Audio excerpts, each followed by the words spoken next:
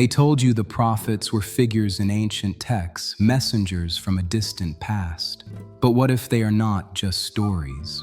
What if all 124,000 of them are living, active frequencies, broadcasting an eternal wisdom from deep within your own spirit? Nearly 1,000 years ago, a mystic dared to reveal this secret. He didn't just write about spirituality, he gave us a map of consciousness, and on it he marked the location of every single prophet. He said they were all inside you. This is the story of Ibn Arabi, a man who saw reality differently. His vision doesn't just reinterpret spirituality, it relocates it, moving it from the pages of history into the very chambers of your heart. To understand this idea, we have to travel back to the 12th century Andalusia. Ibn Arabi was born there, a mystic, a poet, an explorer of unseen worlds. He was a cartographer of the soul. His thought was so profound because it challenged how everyone understood God, reality, and the self. At the time, the world was led by great minds, none greater than the philosopher Averroes, a giant of reason. A famous encounter is told, one that tells us everything. A young, beardless Ibn Arabi was brought to meet the old renowned Averroes. The philosopher had heard of the boy's spiritual unveilings, and he had one question: does mystical illumination arrive at the same truth as rational thought? They spoke in a kind of shorthand, a language of the soul. Averroes began, simply stating, "Yes," and the young Ibn Arabi replied, "Yes." A moment of connection. But then, as the old philosopher's face lit up, the young mystic added a single word that shattered everything: "No." In that moment, Averroes turned pale. He understood. The yes affirmed that a single truth exists. The no shattered the idea that reason alone could ever grasp it. Ibn Arabi later wrote, "Between the yes and the no, spirits take their flight from matter." This was not just a conversation. It was the collision of two worlds. The world of the mind, which observes from the outside, and the world of the soul, which experiences from within. Ibn Arabi was not a philosopher who thought about God. He was a mystic who sought to dissolve into the very consciousness of God. His knowledge didn't come from books alone, but from what he called kashf, a direct, intuitive unveiling of reality itself. And what was unveiled to him would change the spiritual landscape forever. Before we can find the prophets inside, we must understand the foundation of Ibn Arabi's universe, the unity of being, or wahdatul wujud. It's a simple yet world-altering idea. Reality is not made of many things: creator and creation, spirit and matter, you and me. There is only one existence, and that existence is God. Everything we see, everything we are, is not separate from God, but a manifestation of God. The universe is not a painting made by an artist. It is the artist expressing itself in an infinite explosion of form and life. Ibn Arabi's favorite way to speak of this was the mirror. All of creation, he taught, is a mirror reflecting the divine. But most mirrors are clouded, warped, showing only a broken image. But there is the possibility of a perfect mirror, a mirror so polished that it reflects the divine light without any distortion. This he called el-insanul kamil, the perfect human. And this is not a single person in history. It is a state of being, the ultimate potential of consciousness, where the mirror of the heart becomes so clear that it perfectly reflects all of God's attributes. It becomes the bridge between heaven and earth, the point where the Creator beholds his own reflection. This individual becomes the living answer to a divine secret, the desire to be known. For what is a light if it cannot be seen? The perfect human is the one in whom God's beauty becomes fully known. This is the blueprint. We are all born as mirrors. The question is not if we can reflect, but how we polish the mirror. How do we go from a fragmented reflection to a perfect one? The answer is hidden with the prophets.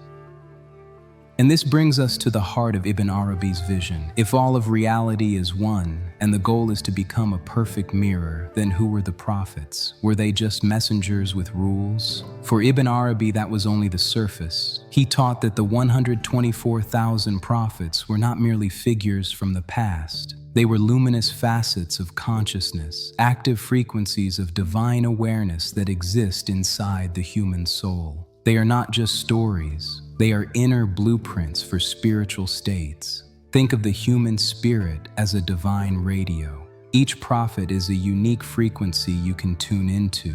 Each one embodies a specific divine quality, a particular flavor of wisdom. The frequency of Adam is the wisdom of pure, original consciousness, the first breath. The frequency of Abraham is the wisdom of intimate friendship with God, of unwavering devotion. The frequency of Moses is the wisdom of divine order, of the law that turns chaos into cosmos. The frequency of Jesus is the wisdom of spiritual healing, of the heart that revives what was dead with the breath of love. And the frequency of Muhammad, the final prophet, is the wisdom of synthesis, the unifying frequency that contains all the others. A single beam of pure white light. This is not just poetry. For Ibn Arabi, this is the metaphysical structure of reality. Each prophet, he taught, is a divine name made visible, a truth translated into human form. And here is his most breathtaking insight. That entire cosmic spectrum, all 124,000 luminous frequencies, exists dormant within every single human heart. The prophets are not external authorities to be obeyed. They are internal states of awareness to be awakened. So, a question arises. If these prophetic frequencies are real and broadcasting within us, how do we hear them? How do we perceive a reality that is beyond our five senses? Ibn Arabi speaks of a place he calls the alam al-mithal, the imaginal world. This is not imaginary, like make-believe. For Ibn Arabi, the imaginal world is a real, subtle realm of being that exists as a bridge. An intermediary world between the purely physical and the purely spiritual. It's a space where spirits take on form and where forms reveal their spirit. It is the world of visionary dreams, of symbols that live and breathe. Prophets and mystics, through deep prayer and contemplation, learn to access this realm. It is here that the prophetic frequencies become perceptible. It is here that knowledge is not thought, but tasted and seen. Ibn Arabi explained that the heart, the true center of consciousness, has two eyes. One eye is the eye of reason, which can understand the physical world. The other is the eye of imagination, which perceives the subtle realities of the spiritual world. To be spiritually blind is to only use one eye. A person of reason alone sees the logic of the universe but misses its soul. A person of fantasy alone sees illusion with no grounding. The unveiling happens when both eyes open and work together. It is through this unified vision that one can begin to perceive the frequencies that have been broadcasting all along. It's a faculty that must be trained, a spiritual muscle that must be developed. So, how do we begin to open that second eye? How do we start to tune our inner radio to these timeless broadcasts? Ibn Arabi's path is not about complex rituals. It is about a fundamental shift in awareness. The practices are surprisingly simple, but their goal is profound: to polish the mirror of the heart. The first is contemplation, tafakkur. This is more than just thinking. It is to hold a divine quality in your awareness, to tune into the mosaic frequency. You might contemplate the perfect order within a snowflake. You are looking for the signature of divine structure in the world. and within you. The second is remembrance, dhikr. This is the act of consciously repeating a divine name. In this way of seeing, remembrance is the act of actively generating a frequency.